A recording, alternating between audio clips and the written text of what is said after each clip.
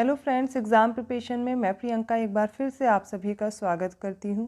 तो UPPSC RO 2023 के लिए हम लोग subject wise top 500 most expected question की सीरीज़ सॉल्व कर रहे हैं, जिसमें हिस्ट्री के हम लोगों ने 100 क्वेश्चन ऑलरेडी सॉल्व कर लिए हैं और आज हम लोग उससे आगे के प्रश्नों को हल करेंगे। डेली हम लोग लगभग 50 प्रश्नों को हल कर रहे हैं और एग्ज़ाम तक मैं कोशिश कर रही हूँ आपको 500 से भी ज़्यादा प्रश्नों को हल करवा दूँ। तो आज चलिए ये आगे के प्रश्नों को हम लोग स्टार्ट करते हैं। तो आज का जो पहला प्रश्न है वो है, मौर्य समाज में प्रचलित मुद्रा का क्या नाम था?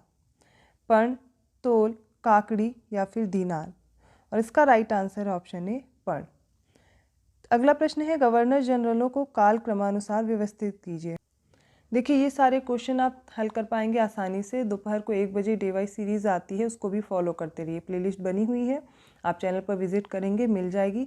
वहाँ पर मैंने जीएस से रिलेटेड जो भी इंपॉर्टेंट टॉपिक आपके एग्जाम में पूछे जाते हैं वो सारे कवर कराए हुए हैं। इसके साथ साथ आरओ के लिए प्रीवियस ईयर क्वेश्चन सीरीज़ की भी प्लेलिस्ट बनी हुई है और 1000 ऑलरेडी मैं क्वेश्चन पहले भी सॉल्व करा चुकी हूँ। तो आपको इन प्रश्नों को लगातार देखते रहना है और रिवाइज करते रहना है। ये भी प्रश्न जो अभी आप लोग हल कर रहे हो, ये सारे लगभग मैं करा चुकी हूँ प्रश्नों को, तो आपको आसानी होगी अब इनको हल करने में, रिवीजन आपका हो जाएगा आसानी से। तो इनको कालक्रमानुसार लगाने के लिए सबसे पहले देखिए, इसमें वॉरेन हेस्टिंग दिया गया है, फिर लॉर्ड कॉर्नवालिस है, जॉन शोर है और फिर लॉर्ड वेलेजली है। इसमें देखिए ये सारे आपको ऑप्शन दिए गए हैं, इनके अनुसार आपको कालक्रमानुसार लगाना है। इसका राइट आंसर हो जाएगा सबसे पहले वॉरेन हेस्टिंग, सेकेंड नंबर पर कॉर्नवालिस होगा, फिर जॉन शोर आता है और लास्ट में लॉर्ड वेलेजली है। ऑप्शन ए राइट होगा। अब इस प्रश्न में भी आपको गवर्नर जनरल दिए गए हैं, इनको आपको सीरियल से लगाना है। लॉर्ड विलियम बेंटिक है, एमहर्स्ट है, हेस्टिंग है और जॉर्ज बार्लो है। यहाँ पर जो आपको ऑप्शन दिए हैं इनके अनुसार आपको क्रम से लगाना है। इसमें सबसे पहले हो जाएगा जॉर्ज बार्लो, ठीक है, और उसके बाद है हेस्टिंग्स, हेस्टिंग के बाद एमहर्स्ट है और फिर लास्ट में लॉर्ड विलियम बेंटिक है। ऑप्शन डी राइट होगा। अगले प्रश्न में देखिए, आपको आगे और भी कुछ कालक्रमानुसार लगाने के लिए गवर्नर जनरल दिए गए हैं, जैसे कि मेटकॉफ है, ऑकलैंड है, डलहौजी है और एलनबरू है। इनको क्रोनोलॉजिकल ऑर्डर में लगाना है, ये आपको ऑप्शन दिए गए हैं, इनके अनुसार आप लगा सकते हैं। और इसका राइट आंसर होगा सबसे पहले मेटकॉफ होगा, उसके बाद ऑकलैंड आएगा, फिर इसके बाद एलनबरू है और लास्ट में डलहौजी होगा। ऑप्शन सी राइट होगा। 1 2 4 3। अगला प्रश्न देखिए, निम्नलिखित वायसराय को कालक्रमानुसार व्यवस्थित कीजिए। इसमें लॉर्ड मेयो है, लॉर्ड कैनिंग है, जॉन लॉरेंस है और लॉर्ड नॉर्थब्रुक है। इनको कालक्रमानुसार अरेंज करना है। इसका राइट आंसर हो जाएगा सबसे पहले इसमें कैनिंग आएगा, कैनिंग के बाद जॉन लॉरेंस है, इसके बाद आएगा लॉर्ड मेयो और लास्ट में है Lord Northbrook. Option B right होगा, ठीक है। अगले प्रश्न में देखिए, फिर से इन वायसराय को कालक्रमानुसार लगाना है। इसमें लॉर्ड रिपन है, इस बार लॉर्ड लिटन है, लॉर्ड डफरिन है, फिर लॉर्ड कर्जन है। ये आपको ऑप्शन दिए गए हैं, इनके अनुसार व्यवस्थित कीजिए। इसके अनुसार सबसे पहले लॉर्ड लिटन आएगा, उसके बाद लॉर्ड रिपन, इनके बाद लॉर्ड डफरिन और सबसे लास्ट में कर्जन आता है। ऑप्शन डी राइट होगा। 107वां प्रश्न है, सिंधु सभ्यता के स्थलों को उत्तर से दक्षिण के क्रम में व्यवस्थित करना है। इसमें आलमगीरपुर है पहला, फिर दूसरा रोपड़ है, तीसरा बनावली है और चौथा राखीगढ़ी दिया गया है और इनके अनुसार इनको लगाना है। इसमें देखिए सबसे पहले जो उत्तर में होगा, सबसे उत्तर में रोपड़ आएगा, रोपड़ के बाद बनावली है, बनावली के बाद राखीगढ़ी है और सबसे लास्ट में आलमगीरपुर है। इसके अनुसार इसका राइट आंसर हो जाएगा ऑप्शन बी। अगला प्रश्न है, वैदिक काल के महाजनपदों को उत्तर से दक्षिण के क्रम में व्यवस्थित करना है। काशी, कंबोज, कुरु और अश्मक दिया गया है। इनको आपको उत्तर से दक्षिण में व्यवस्थित करना है। इसमें सबसे पहले उत्तर में होगा कंबोज, कंबोज के बाद होगा कुरु, कुरु के बाद काशी है और फिर अश्मक है। ऑप्शन सी राइट होगा। तो सबसे उत्तर में कौन सा हो जाएगा? कंबोज, कंबोज के बाद कुरु, कुरु के बाद काशी और सबसे दक्षिण में अश्मक हो गया।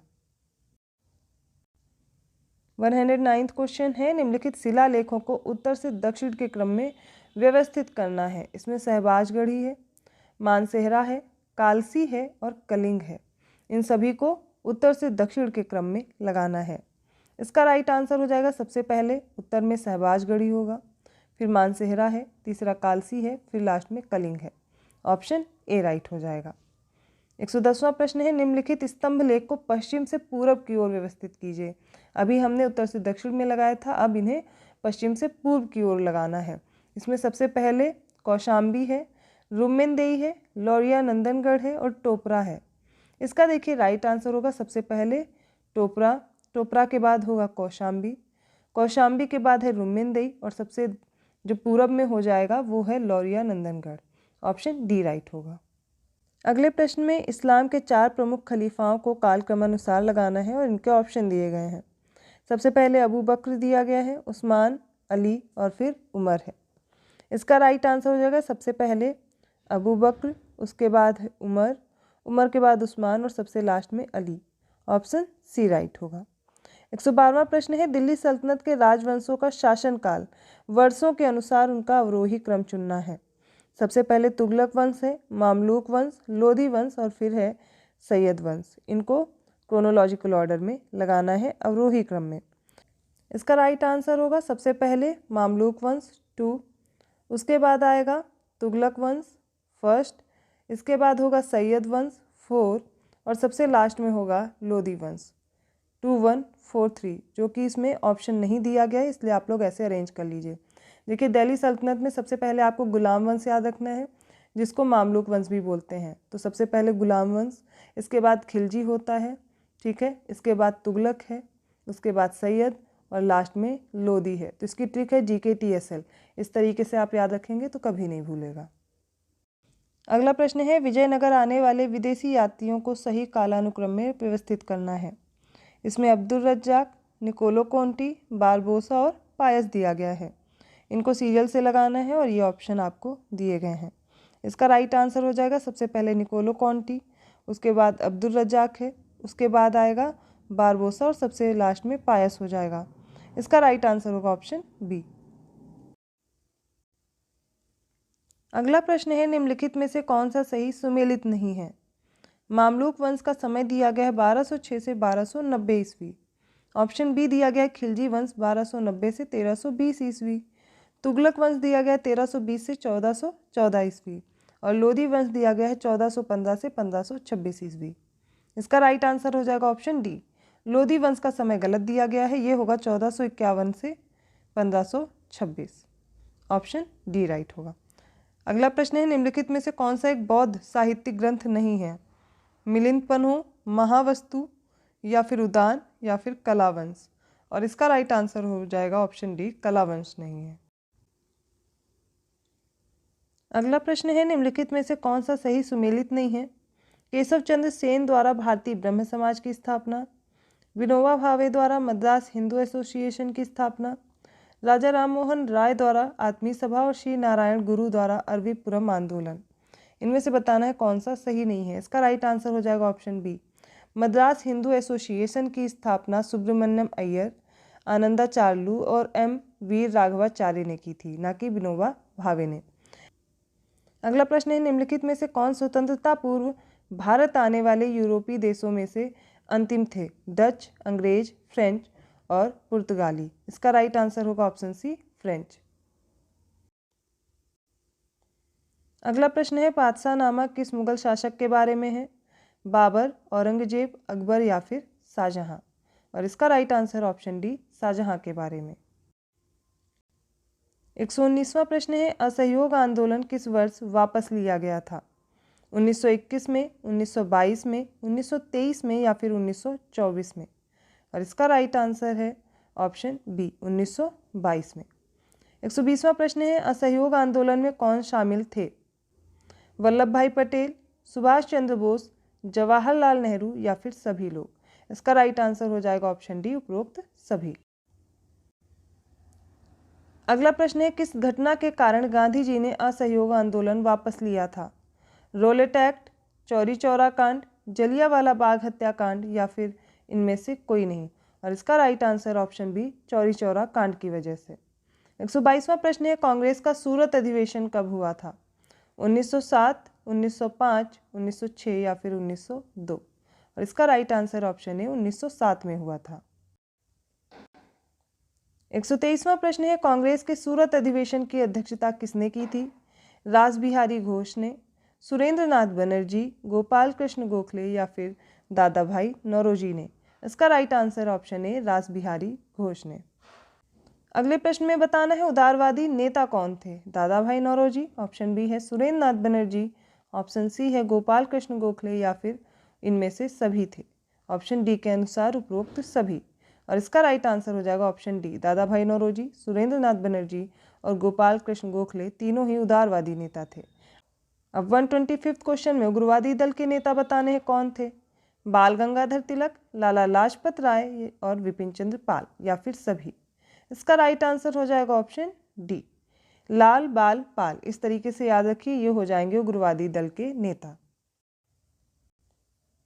126वां क्वेश्चन है कांग्रेस का विभाजन कब हुआ था? ऑप्शन ए है 1907, ऑप्शन बी 1905, ऑप्शन सी है 1906 या ऑप्शन डी है 1902? इसका राइट आंसर हो जाएगा ऑप्शन ए 1907 में। अगला प्रश्न है महात्मा गांधी ने कांग्रेस की अध्यक्षता, जो कि बेलगाम अधिवेशन था, इसकी कब की थी? 1920, 1925, 1924 या फिर 1926?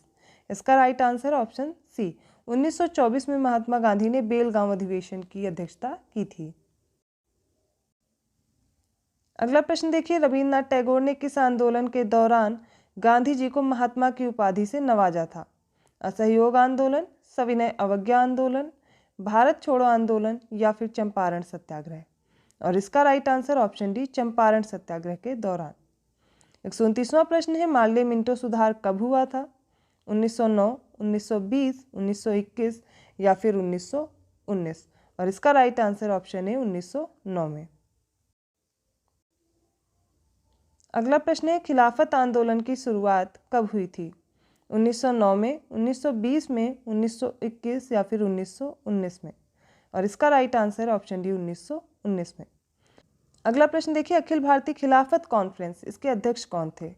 महात्मा गांधी, सुभाष चंद्र बोस, लाला लाजपत राय या फिर मोहम्मद अली जिन्ना? और इसका राइट आंसर ऑप्शन है महात्मा गांधी। 132वां प्रश्न है गांधी जी ने पहली सत्याग्रह प्रयोग कब किया था? 1906, 1908, 1905 या फिर 1919?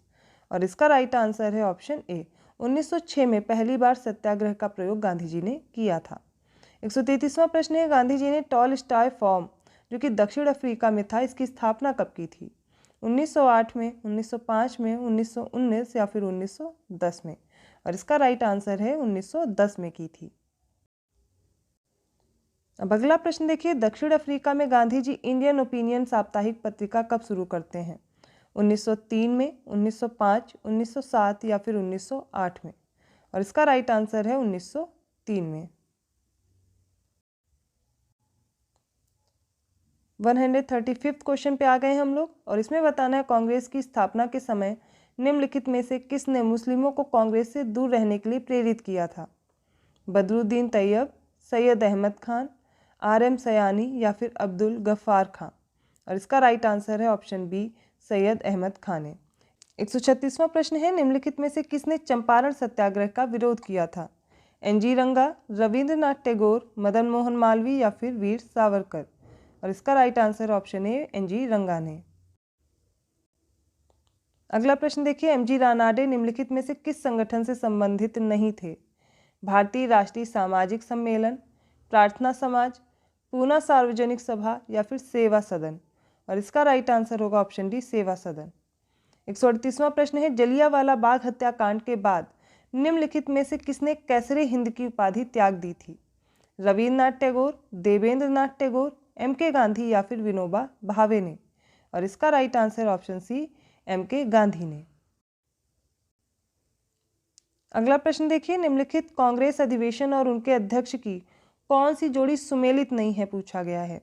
बेलगाम अधिवेशन पहले ऑप्शन में दिया गया 1924 महात्मा गांधी द्वारा, ऑप्शन बी में कानपुर अधिवेशन दिया गया 1925 में सरोजनी नायडू द्वारा, ऑप्शन सी में दिया गया गया अधिवेशन 1922 का जवाहरलाल नेहरू द्वारा, और ऑप्शन डी दिया गया है लखनऊ अधिवेशन 1916 में होता है जिसकी अध्यक्षता की अंबिका चरण मजूमदार ने। इसका राइट आंसर होगा चित्तरंजन दास, ना कि Jawaharlal Nehru. Option C right हो जाएगा। अगला प्रश्न है, निम्नलिखित समाज सुधारक संगठन और उनके स्थापना वर्ष की कौन सी जोड़ी सही सुमेलित नहीं है। इसमें देखिए, पहला ऑप्शन है परमहंस मंडली 1869 में, देवबंद 1866 में, अहमदिया आंदोलन 1889, इंडियन रिफॉर्म एसोसिएशन जो कि 1870 में दिया गया है। इसका राइट आंसर हो जाएगा ऑप्शन ए, परमहंस मंडली की स्थापना 1869 में ना होकर के 1849 में हुई थी।